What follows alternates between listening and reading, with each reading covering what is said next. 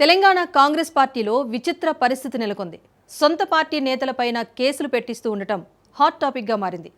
Party కోసం అంకిత భావంతో పనిచేశాం, అధికారంలోకి రావడానికి కష్టపడ్డాం, సొంత పార్టీ వారు అన్న విషయాన్ని ఏమాత్రం ఖాతరు చేయకుండా, ముల్లాజా చూపకుండా మాపై కేసులు పెడుతున్నారంటూ ఆవేదన వ్యక్తం చేస్తున్నారంట.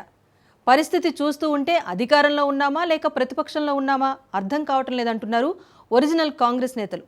ఇంతకీ కాంగ్రెస్ పార్టీలో ఏం జరుగుతోంది, ఎందుకు ఇలాంటి పరిస్థితి? ఈ స్టోరీ చూడండి.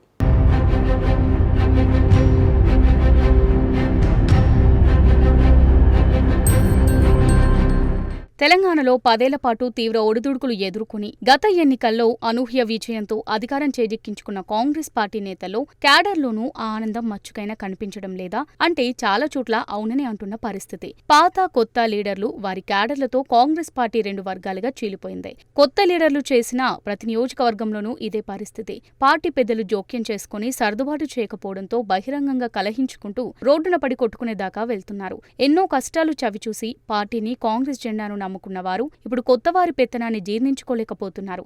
ముందొచ్చిన చెవుల కంటే వెనుకొచ్చిన కొమ్ములు వాడి అనే విధంగా పార్టీలో వ్యవహారం ఉందంటూ ఆవేదన వ్యక్తం చేస్తున్న పరిస్థితి నెలకొందంట.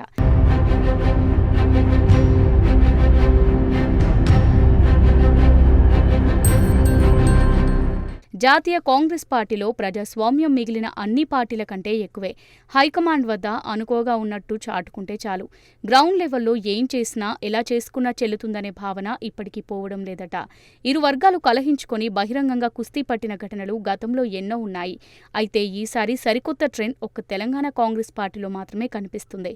సొంత పార్టీ వారిని చూడకుండా కేసులు పెట్టిస్తుండడంపై క్యాడర్ అసహనంతో రగిలిపోతున్నారట. సీఎం రేవంత్ రెడ్డి ఫోటోను పటాన్చెరు ఎమ్మెల్యే క్యాంపు కార్యాలయంలో పెట్టాలని నిరసన వ్యక్తం చేస్తే కేసులు పెట్టారంటూ ఆవేదన వ్యక్తం చేస్తున్నారు.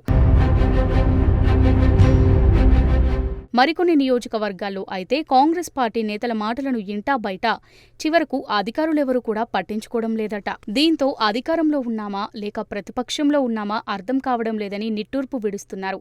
పాత కొత్త అంటూ కలహించుకుంటున్న కాంగ్రెస్ నేతల పంచాయతీలు పెరిగిపోతున్నాయి.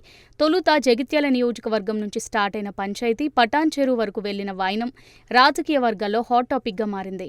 బీఆర్ఎస్ నుంచి కాంగ్రెస్లోకి వచ్చిన 10 నియోజకవర్గాల్లో ఇదే తంతు కొనసాగుతుంది. కొత్త పంచాయతీని ఎలా పరిష్కరించాలో తెలియక హస్తం పార్టీ పెద్దలు తలలు పట్టుకుంటున్నారట. ఏం చేయాలో పాలుపోక తర్జన భర్జన పడుతున్న పరిస్థితి నెలకొంది.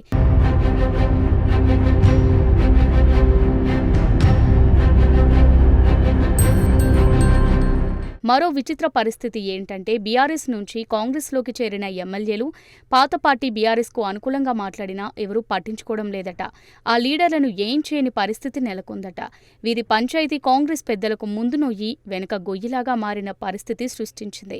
బీఆర్ఎస్లో ఉండి కాంగ్రెస్లో చేరిన దానం నాగేందర్ హైడ్రాపై బహిరంగంగానే విమర్శలు చేస్తుండడం ఒక ఎత్తైతే, కేసీఆర్ గొప్ప నాయకుడంటూ పొగడ్తలు కురిపించడంతో కాంగ్రెస్ పాతకాపులే కాదు క్యాడర్ మొత్తం అయోమయానికి గురవుతుంది. అసలు కాంగ్రెస్ పార్టీలో ఏం జరుగుతుందో అర్థం కావడం లేదని వాపోతున్నారట. బీఆర్ఎస్ నుంచి కాంగ్రెస్లోకి చేరిన ఎమ్మెల్యేలను కంట్రోల్ చేయడంలో హస్తం నేతలు విఫలమయ్యారనే టాక్ గట్టిగా వినిపిస్తుంది.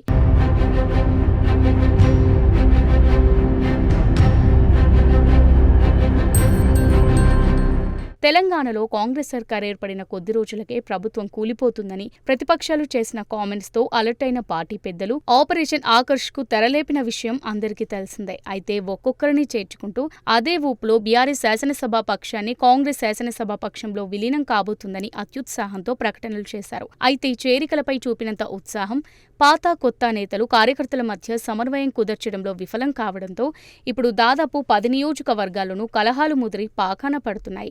శృతిమించి కేసుల వరకు వెళ్తున్న పరిస్థితి నెలకొంది.